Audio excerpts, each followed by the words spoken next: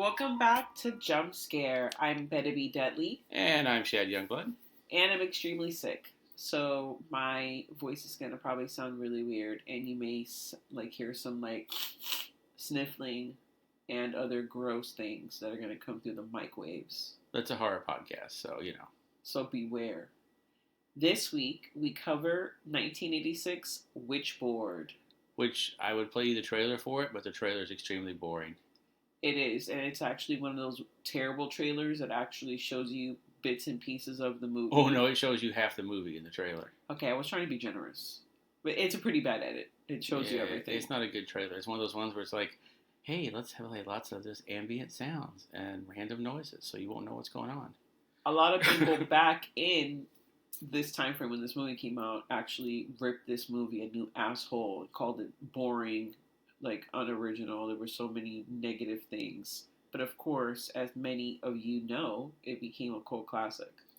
Well, it was also featured on I think it was 2020 did a special in the 80s on horror movies and how they were corrupting the youth and desensitizing you and making everyone into terrible people. And Witchboard was the one they used a lot of scenes from. But they only showed the three most graphic scenes in the movie of people going out when she goes out the window, when the guy gets hit in the face with the axe. They showed only those clips, which is there's only three murders in the whole movie, isn't there? Huh. The psychic, the friend, spoiler alert, and the other friend. Yeah, there's three murders in the whole movie. There's three murders. Yeah, they also said that that's why it was boring, because it's barely anything happens, and then the special effects were really terrible, which I have a fondness for the film. I actually really love this movie, so I can't say too many bad things about it. Dun, dun, dun. I'm going to say a whole bunch of bad things. But it does have some of the special effects are a little, really? You couldn't do any better than that in 1986? They're pretty bad. But, hey, what are you going to do?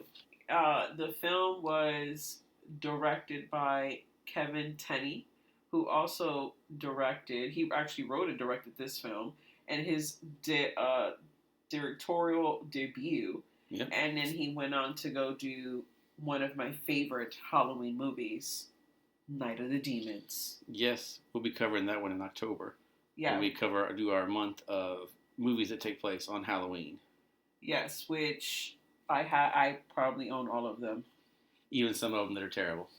Yes, there are definitely some really terrible ones in there. Actually, I'm going to have to say that there are many of them I do not own. Some that I would like to see, and I have not been able to see.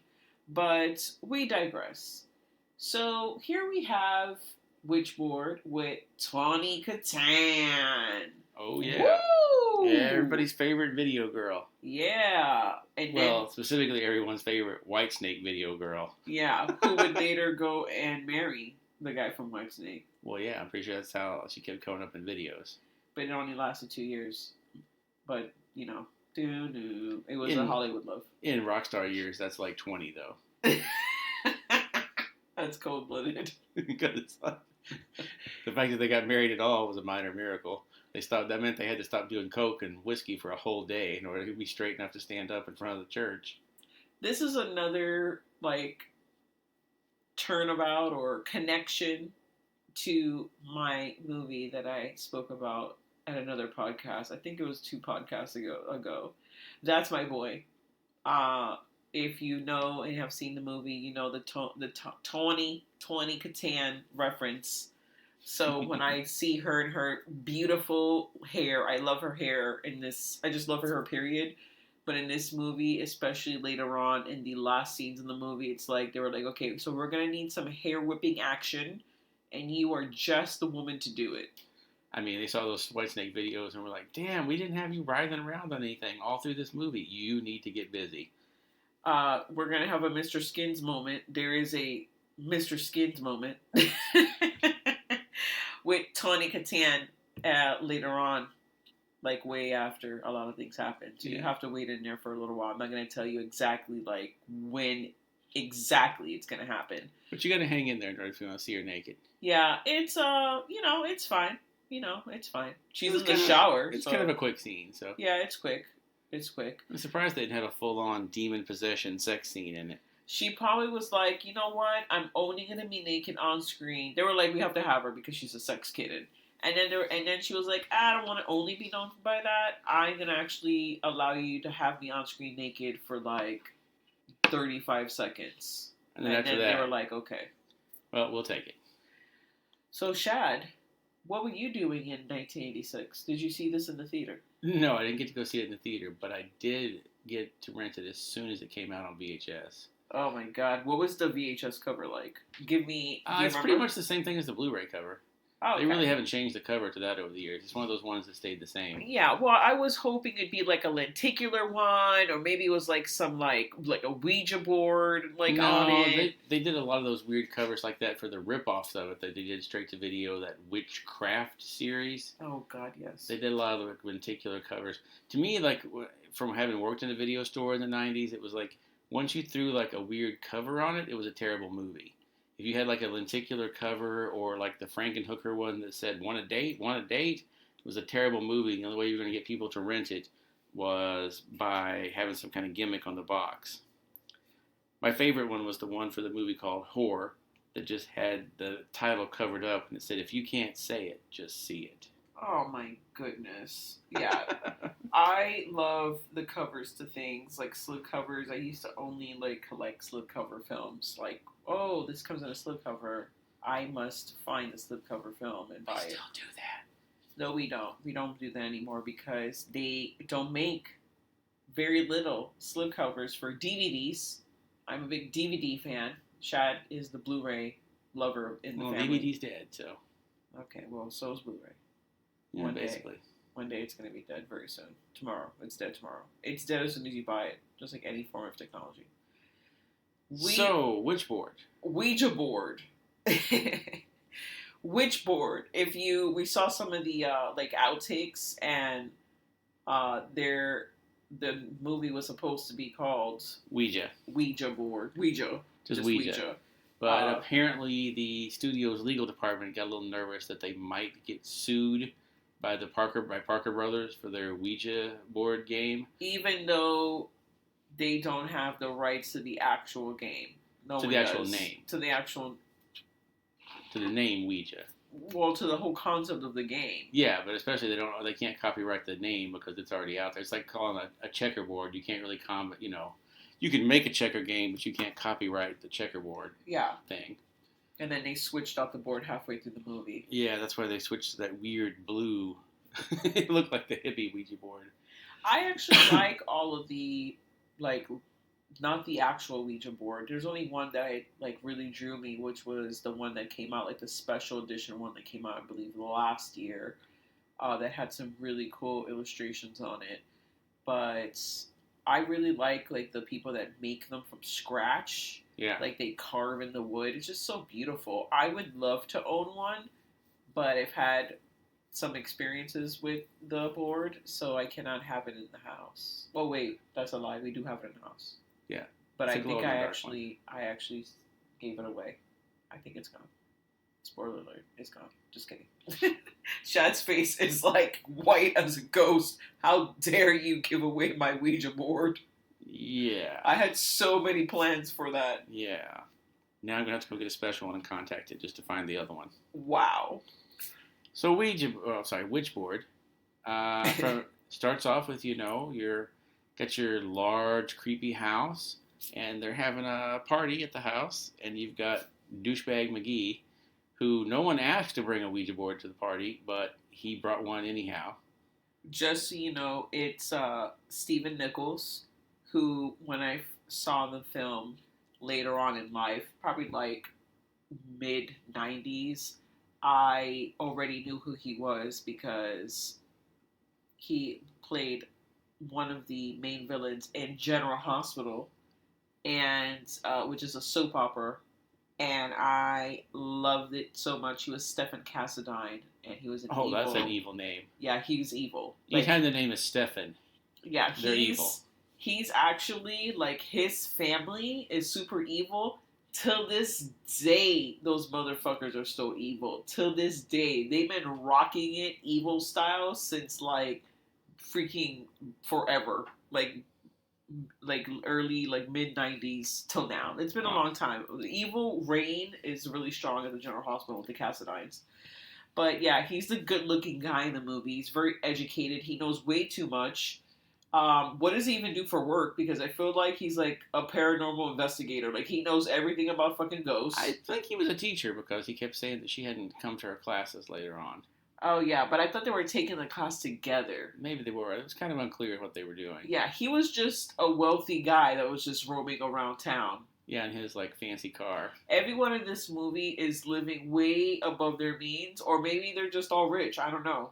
But yeah, for a guy that was a construction worker and she was still in school, they had a really nice apartment for California. And they only paid $200 a month of rent. No, that's Roadhouse.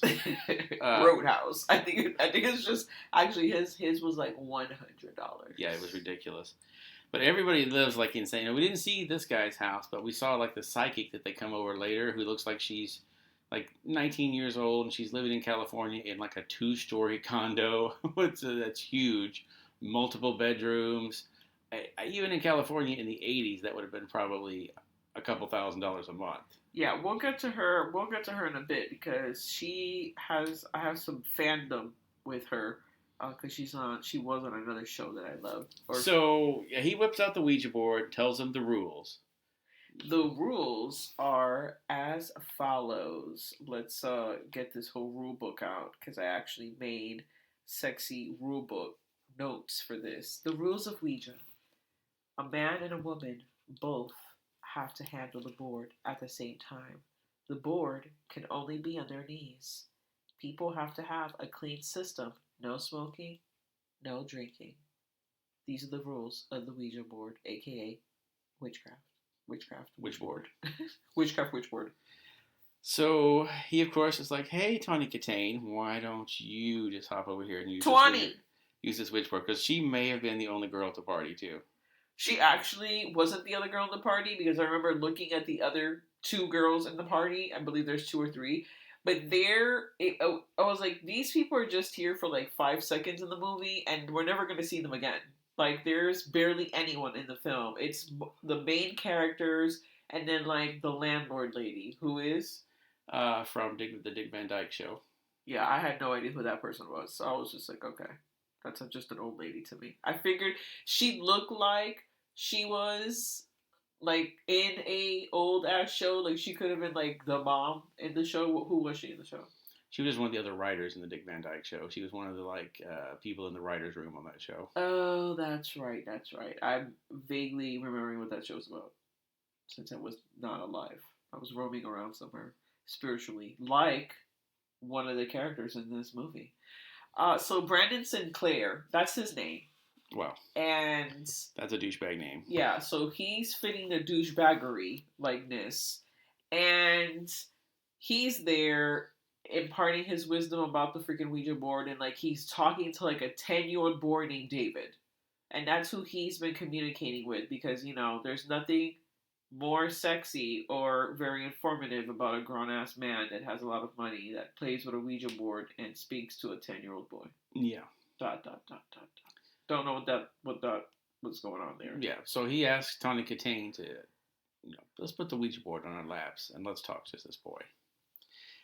And Tawny Katane's boyfriend, who is understandably a little on the, shall we say, questioning side about this whole thing, especially since it's the douchebag McGee is Tawny Katane's ex-boyfriend. He's a little suspicious of the whole thing. So he starts making fun of the whole process and laughing about it, and you get the infamous scene of the Ouija board flying up in the air and away, and the ghost David is mad. So he punches and blows up the tire on Brandon's car, the aka douchebag McGee, because he was in control of the board, so he had to take the punishment for the guy being sassy. Yeah. Let's go back just like 5 seconds.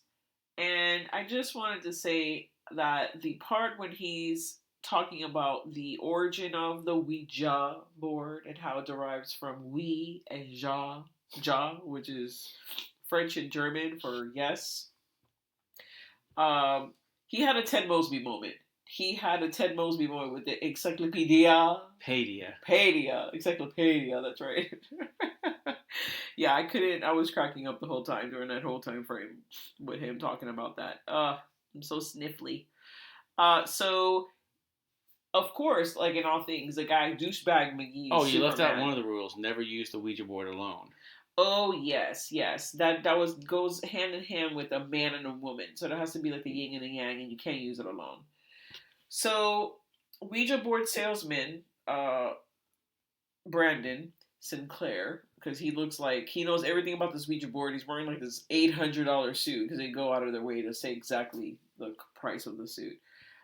He gets mad because he thinks like the guy's in on it. Like, how could it have been possible that they're all sitting upstairs on the second floor with the door closed? No one left anyone's like eyes, like everyone's in Yeah. view, but somehow his tire got punctured by the guy. He's like super upset about it.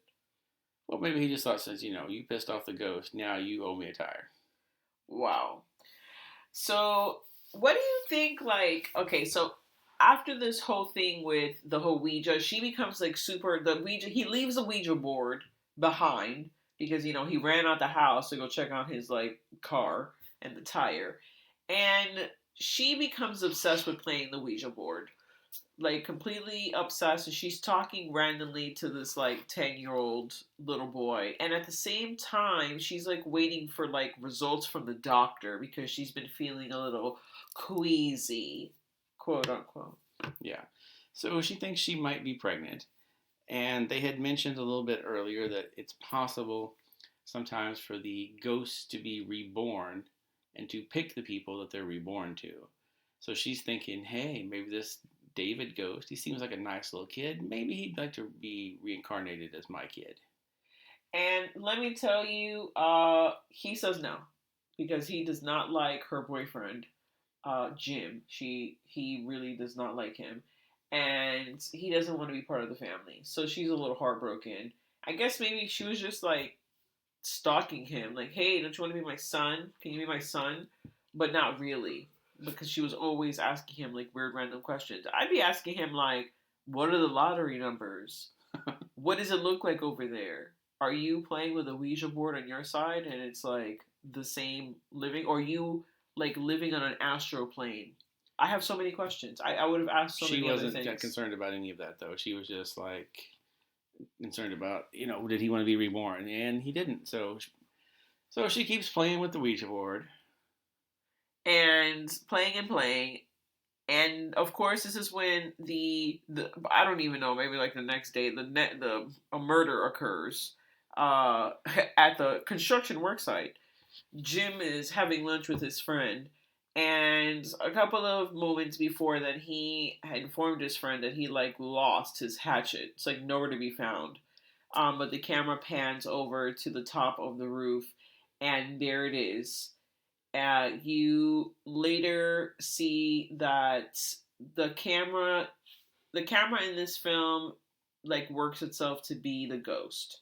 Yeah. So You get the POV, yeah, is the ghost, and it's like looming over them, and the friend gets attacked. They drop a whole load of, just randomly, the rope just breaks and drops a whole load of drywall on him and crushes him. Yeah, and he dies a terrible death. Um, the guy's distraught for like 5 seconds because I guess he's like devoid of all emotion. He doesn't. He has like a background of like alcoholism in his family, and he's like really introverted in a sense. Like he doesn't really like have any kind of emotion really, and that's like a big thing because we do find out that Brandon Sinclair is actually Jim's ex, like best friend. Yep, and they stopped being friends whenever Tawny Katane broke up with Brandon to be with Jim. Yeah, that didn't sit over well with Brandon. He still held a torch for her, which is why he was coming over to their house with the whole Ouija board thing. Yeah, I guess he just wanted to hang out. Yeah, he wanted to hang out. He wanted to call the spirits together and like, ooh, I'm touching the planchette. We're touching it lightly with our fingertips, and that turns him on. It was just all a ploy just to get her back with the Ouija board. I would feel like if he would have came up with like some amazing revelation for her, maybe she would have been like, "Oh yes, I need to leave this gym, get this construction guy. It's not doing anything for me." Well, I love how he was supposed to be like. He didn't strike me as a particularly smart guy, but they're like, oh, he was in medical school for a while, and then he dropped out to become a construction worker. Because that happens. Actually, that does happen, but that's like after years of doing it, and then you're like, I. It's like one of those crazy stories where like I was the CEO of a company, and now I sell popcorn on the side of the road, and I'm Yeah. so much happier. Yeah, he didn't seem like much of a doctor type to me, but Yeah, they kind of have like little doctor jabs like later on, when she gets into an accident, quote unquote, aka attacked by the ghost, and it's like an entity scene minus the rape, and she goes, "Your diagnosis was correct." she did have a concussion. Well, that doesn't take a doctor to figure that out when someone gets knocked against the wall and they pass out. I think they might have a concussion, doctor. And this is why that motherfucker didn't finish medical school, because he was going to be a terrible doctor. Yep. He's not going to be good. They kicked his ass out. They were like, no. You're just too terrible. You got to get out of here. You're not McSmiley, whatever the fuck his name was. McDreamy. There you go. That was McDreamy. Wasn't there another one too? There was another one. I don't remember the one thing because I literally saw maybe like 2 episodes of that, and I'm like, I'm done. I spend too much time watching ER and Scrubs. I can't do another hospital show. I'm out. So Witchboard, I don't even, for someone's first directorial. I can't speak. I can't think. My brain's filled with all kinds of disgusting, sickly things. Not in a good way. It's a pretty decent debut, I guess. I mean, I can't really. I didn't go to film school, so I'm not gonna sit here and be like, it was just a terrible, terrible effort. It was a little bit. I mean, to the critics' point, it was a little slow at the beginning. It's no Halloween. I mean, yeah, it took a little. You're an hour in before really the first murder happens. You're always and then there's barely any murders. You would think you find out in the film to move forward, because literally just as we've been kind of dragging this along, that's exactly how the movie is. So we're just literally giving you that like real life like experience of the movie, yeah. Because it runs just like this. The film just it gets all weird, because then you find out that it's not the 10-year-old boy doing it the whole time. There actually was a murderer that was going around in the 1930s, a serial killer killing people with axes. He's wearing he looks like the tall man. Yeah, he's wearing like the old-timey suit. He's got the creepy eyes. He's got the old-time cannibal look to him, where he's got like the crazy beard and like the crazy eyes, and he's like, "Oh, my name is Maledictor," or whatever it was. Yeah, it's not Malachi. Yeah, Maledictor. Malador or something like that. Yeah, Malador, I think was the name. Malador. My name is Malador. What else are you gonna? What else are you gonna be when your name is Malador? I feel like that's just a serial killer name. I don't know. Yeah, you're just evil at that point. Yeah. Yeah, and of course, surprise, he used to live in their house. Oh, he's just been hanging out there all these years, waiting for the Ouija board to open up the door. Yeah, he's like, I have just been sitting here. It's been 50 years. It's been a long 50 years, and I cannot want to get more in Tawny Katan's body. That's my whole goal in life right now. Thank you, Ouija board, for coming about and giving me this opportunity. Yeah. Oh, and we should mention some other little fun things too. You know that the Brandon Sinclair guy is definitely on the douchebag side, because when he gets in the car, before he even buckles the seatbelt, he makes sure to put on his driving gloves. Oh yeah, he does put on his driving gloves. Because you can't drive without gloves. What are you, a savage? I'm sure it was a stick shift car. You can't drive a stick shift car without driving gloves. It's like a thing. Oh, it's a thing? I didn't know. Yeah, it's a thing. I think when you buy a Jetta, it actually comes with the driving gloves. Pair of gloves. Yeah, for sure. I can't remember what he had. He had like a little Corvette or something, didn't he? Yeah, he had some fucking fancy bullshit. It looked like a toy car. It was so small. Yeah. It was like the Gremlins, like Gizmo's car. That's exactly what it was. It was Gizmo's car. They left it on the lot in the studio. They're like, we'll just use this for this scene of this guy driving around. And they're smoking in the ER. That was pretty. It's like the sign of the times when you can do like crazy shit like that. Yeah, Jim smokes a lot in the movie. He's smoking everywhere. There's a lot of pinky rings in the movie. Everybody's got Brandon's got a turquoise pinky ring. Jim has an onyx pinky ring. They're like, oh, you can't be a real man in the '80s without a pinky ring. Would they be considered yuppies? I feel like they would be yuppies, right? They're kind of. I mean, they're yuppie-ish. This movie could have been in Portland. Brandon definitely. Tawny Katane, yes, because she's going to school for whatever unspecified thing she's going to school for. She's going to school for hair whipping, apparently. And then then you got the other guys, like he's like the anti-yuppie. He's the one that he's the guy that's like, oh no, he's what they would eventually call the hipster because he's too cool to be like the rest of them. He's going to drop out and not become a doctor. He's going to go be a construction worker because that's where life really happens. And he's going to make beautiful miniature benches for gnomes because gnomes need their own benches. I was thinking squirrels. He's going to like benches for the squirrels in the park because people have theirs, so he's going to make little squirrel benches. Wow. That's like, I don't even know what to say about that. I'm just mind blown. And why isn't this a thing? I need to see little mini squirrel benches. Just like sitting around under the trees.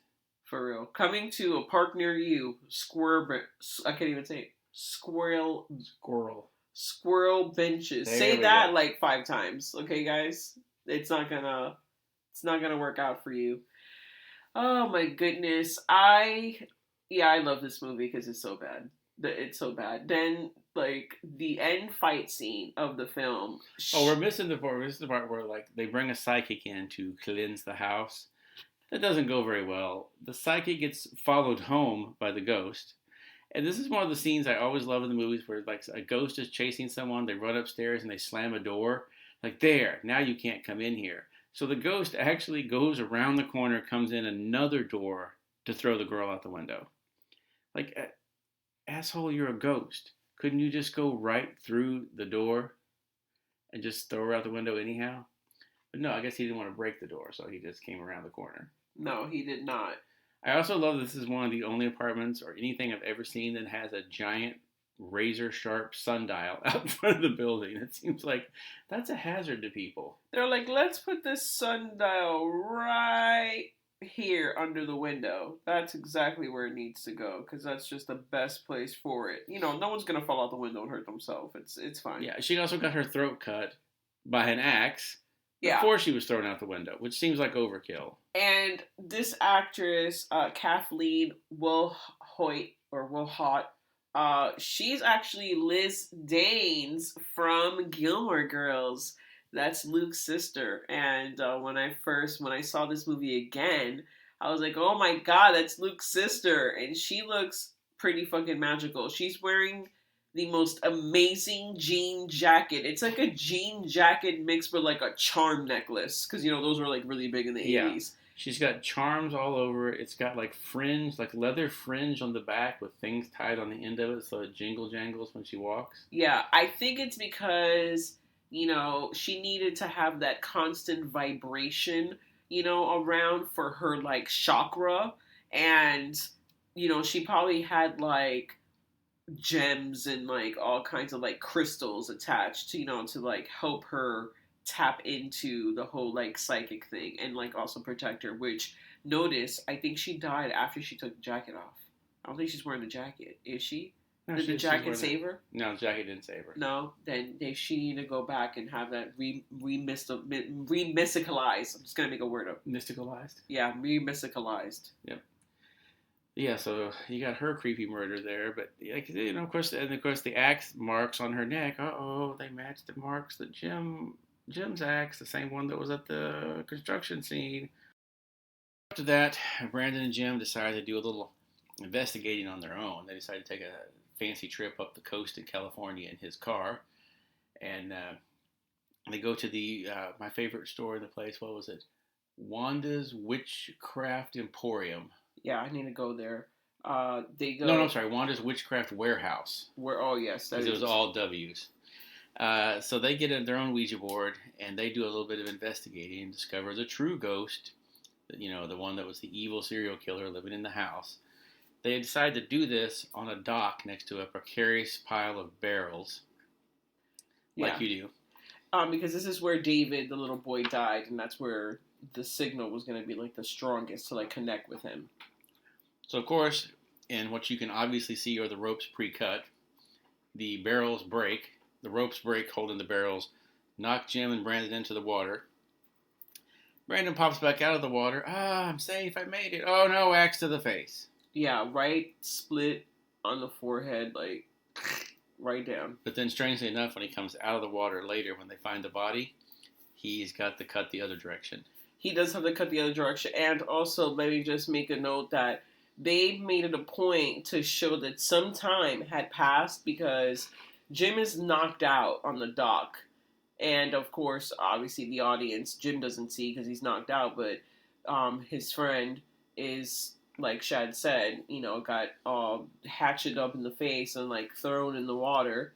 I don't even know how long because they made it a point to like show you it had been some time after, maybe like 20 minutes, maybe a little longer. And then all of a sudden he's looking for his friend and he's like, let me wash this blood off my face. And that's when his friend, In what looks like the worst pool of water in the world. There's like green moss floating in it. Let me wash this cut I have on my head in this nasty ass river water. yeah, for real, nasty. It's just like, okay, there's gonna be leeches or some shit that's gonna come out and get you. There's definitely going to be flesh-eating bacteria in that water. And Brandon just pops out like fucking Jason style. Grabs a hold of him, grabs a hold of him, and then is just instantly dead. Yeah, so he was alive, just chilling for like 20 minutes under the water, with hatchet face. And then when he sees his friend washing his face, it's like, oh, my last attempt of life. I'm gonna grab him. Maybe it was a reaction, like, they say, like, when the dead people die, they have, like, jolts and stuff in their body. But Yeah, coincidentally, it grabbed his jacket very conveniently. Yeah. So then Jim just hops in the car and heads back home to see how Tawny Katane is doing. Tawny Katane, in this time frame, is doing terrible because she has been repossessed by the evil Malador. Jim comes home. She has completely destroyed the apartment. They are never getting that security deposit back. Fuck no, they're not. She has clawed the walls, broken all the furniture. Everything is broken. Everything is broken. And she's dressed in a man's suit. Yeah, she looks like she just stepped off like fucking, like in that scene in Young Frankenstein in the end when they're doing the show. She looks just like them with the tuxedo and the fucking top hat. And conveniently, they just happen to be a giant fire axe right outside the door to their apartment. Just, it was just there. So she's got that. She's trying to kill Jim with it. They go back and forth. The police bust in. She whips the policeman's ass with a fireplace poker. She's still fighting with Jim, and Jim realizes the only way to stop this is to shoot the Ouija board. I don't even know where to go with that. But Jim takes the cop's gun and puts 6 rounds in the Ouija board.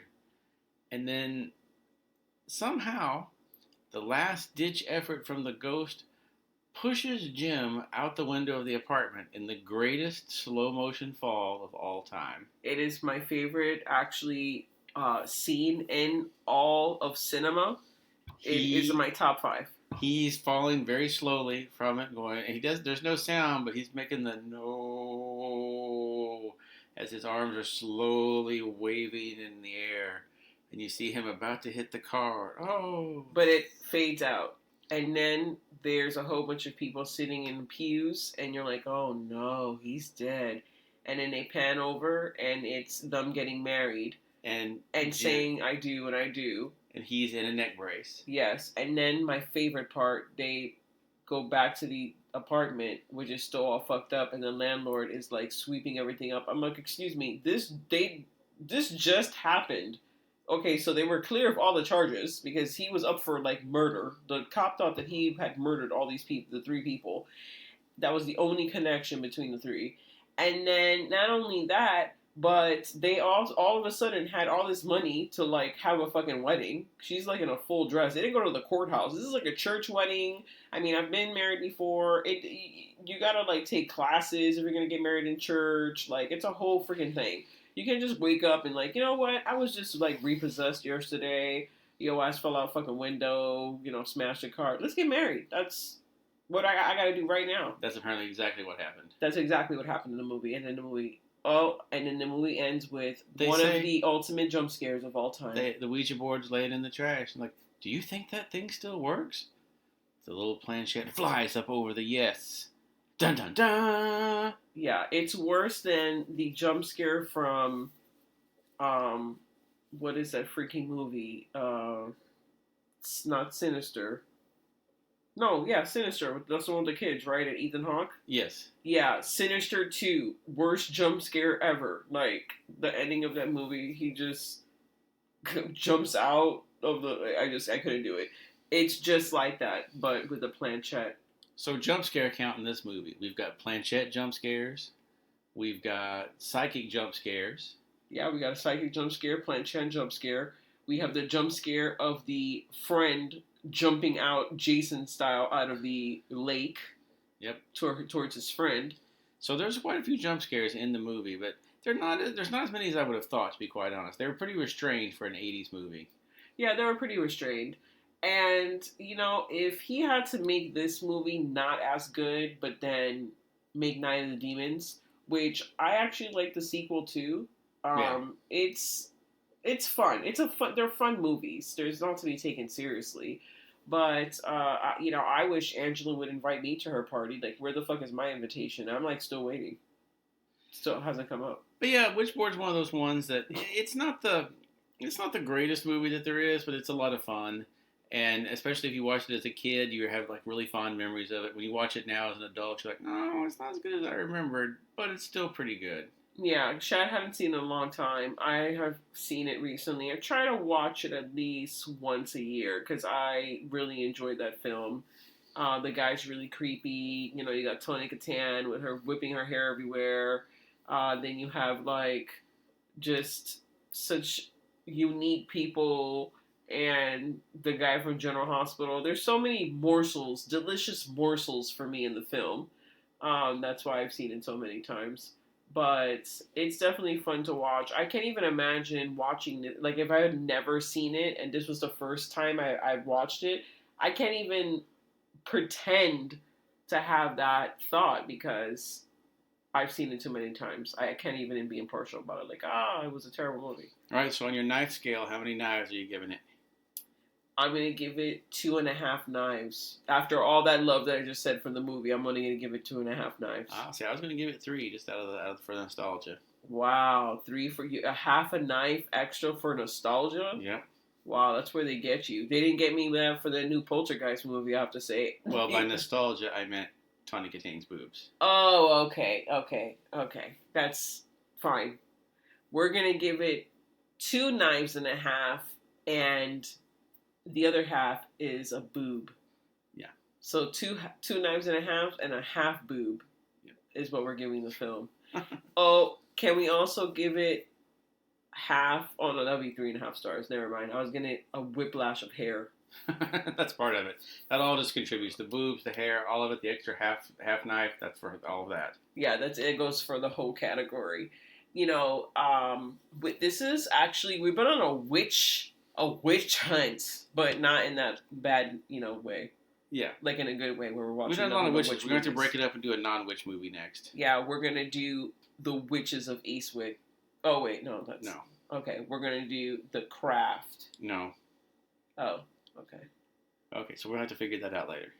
All right, I guess. We're not going to do The Worst Witch. Whoa! That's one of my choices for October, even though it's not a horror movie, but I love the film. I did finally see Teen Witch, though. You did? What did you think? Now, okay, since this is a witch episode, I'm just going to ask you, just go on and tell me. It's not going to hurt my feelings, because it is on my top 5, witch movies of all time. What did you think about it? I thought it was a lot of fun. It's hilarious how you think, like, nowadays they would never get away with making that movie. because they're like, oh, she's 15, she's just gonna go out in the woods and have unprotected sex with this guy. That's fine. Yeah, it's a hot scene, but it's not. It's probably normal. No problems with that. But you know what's crazy? You put on the CW now, or like Freeform, and you're watching teenagers that are like at the same age. They're like doing drugs. They're having like beer parties. It's like Gossip Girl. Like everyone's crazy and doing crazy shit they're not supposed to be doing, but they're teenagers. But they're doing it. So it's just like I feel like maybe Teen Witch was like the stepping stone to having all the crazy teen fucking shows that we have now where all these teens are doing like... It's weird because the movies, they seem like they're real conservative about what they want to show teenagers doing in that, but the TV shows are like, nah, fuck it, they can just do whatever. They can go snort coke off strippers, whatever. Yeah, that's true. Teen Witch, just love it so much. It's one of those, I can't tell you how much I love it. We love it. I love it so much that we actually saw it in the theater recently, and it was great. We drove 3 hours down to Miami just to catch this movie, and it was well worth it. It was great to see it on the big screen, and yeah, Teen Witch, which we probably are not gonna.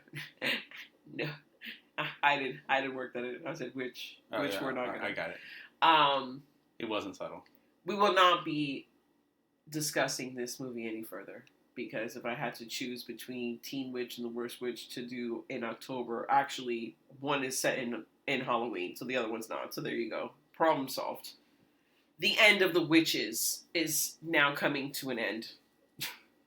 That's my beautiful sentence of the day, along with all the other ones, because I have fog brain, which is a real disease, and it's when you have so much mucus in your body systems that it fogs your brain. Okay. Yeah, was that a little much for you? Are you like all freaked out now? No, I'm just saying. Okay, I'm agreeing with you. Thank you so much for joining us again and covering Witchboard. We saw our Shout Factory Blu-ray edition. Yep. And it's actually on Tubi. Or is it Vudu? No, it's on Vudu. It's on Vudu as well if you want to check it out.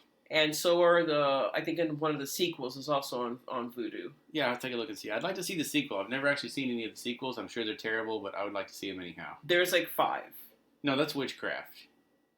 Witchboard, there's only like 1, and there's only 2 sequels.